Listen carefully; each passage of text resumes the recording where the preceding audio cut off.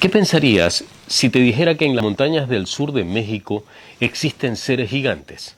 ¿Mito, leyenda o algo más? Esta historia me la contó un guía nativo cuando visitamos México en el año 2022 y asegura que en algunos pueblos de la sierra es muy popular. Pero no se cuenta como una leyenda, sino como algo que siempre ha estado allí.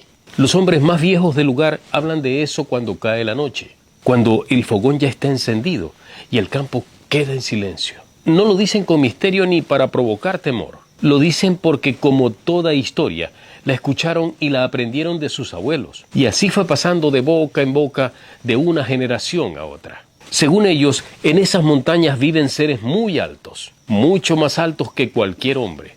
Dicen que miden cerca de 3 metros y que habitan en cuevas enormes escondidas entre los cerros. El problema es que nadie sabe exactamente dónde quedan esos pueblos. Muchos ni siquiera aparecen en los mapas, y la mayoría de la gente que vive allí habla únicamente en su lengua nativa. El español lo entienden algunos, pero lo usan muy poco.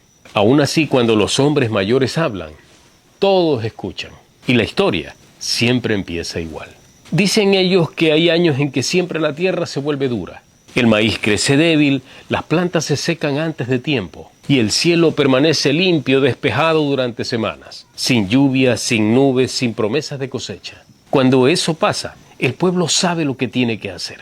Las familias comienzan a reunirse, cada quien aporta lo que tiene. Frutas, mazorcas, raíces, plantas medicinales, a veces gallinas, a veces conejos. No es una recolección cualquiera. Cada cosa se escoge con cuidado, como si formara parte de algo que debe hacerse de una manera muy precisa. Todo es colocado en canastas o en costales. Luego, un pequeño grupo de personas se prepara para caminar por varias horas hacia la montaña. El camino más o menos dura 3 horas. Es un sendero angosto que sube entre árboles viejos, rocas húmedas y barrancos cubiertos completamente de neblina. Mientras más avanzan, más silencioso se vuelve el monte.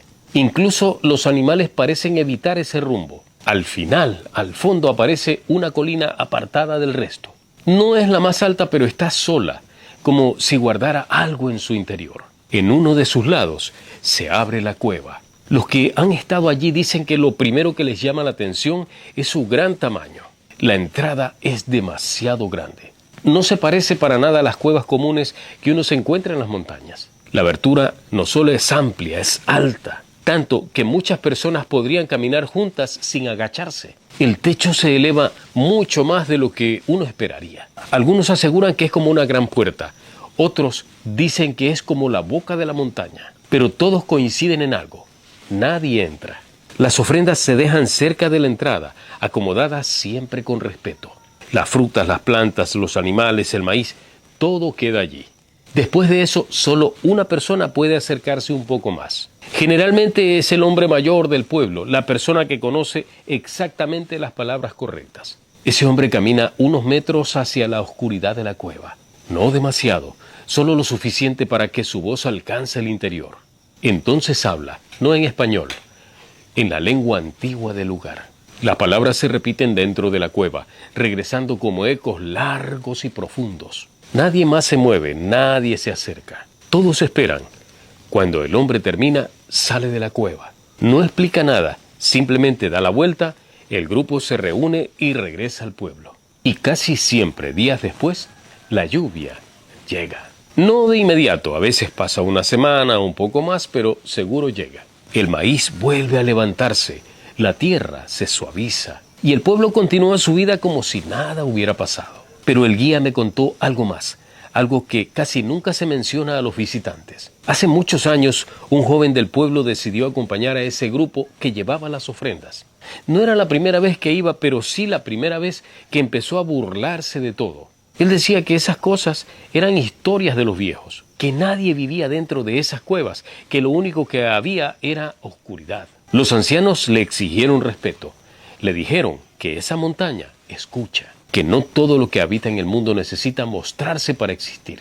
Pero el muchacho solo se rió. Durante el camino siguió haciendo bromas. Cuando dejaron las ofrendas, incluso imitó la voz del anciano que hablaba hacia la cueva. Algunos dicen que pateó algunas de las canastas. Otros dicen que lanzó una fruta hacia la oscuridad.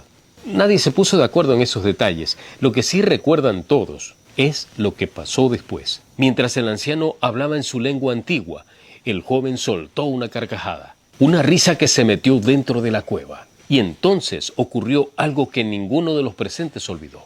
El eco no regresó igual.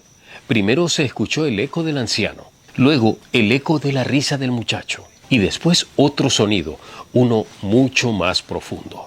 Como si algo enorme se moviera dentro de la montaña, que dentro de la cueva se escucharon pasos lentos pero pesados, como si alguien caminara desde adentro hacia la entrada. El joven dejó de reír y por primera vez hubo silencio. Nadie vio a la criatura, pero todos aseguran que desde la oscuridad se escuchó como una respiración profunda, demasiado grande para ser humana.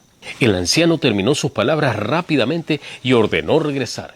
Nadie discutió, bajaron todos la montaña en completo silencio. Pero cuando llegaron al pueblo, el muchacho ya no hablaba. Intentaron preguntarle qué había pasado. Le pidieron que contara lo que escuchó. Lo llevaron con curanderos, médicos, incluso con sacerdotes. Pero nunca volvió a pronunciar una sola palabra. No porque no quisiera, sino porque no podía. Dicen que cada vez que intentaba hablar, su garganta simplemente no producía ningún sonido. Quedó mudo para siempre. Y desde entonces, cuando los hombres del pueblo cuentan esta historia alrededor del fuego, siempre terminan con la misma advertencia. En esas montañas, no todos los seres necesitan mostrarse para hacerse respetar.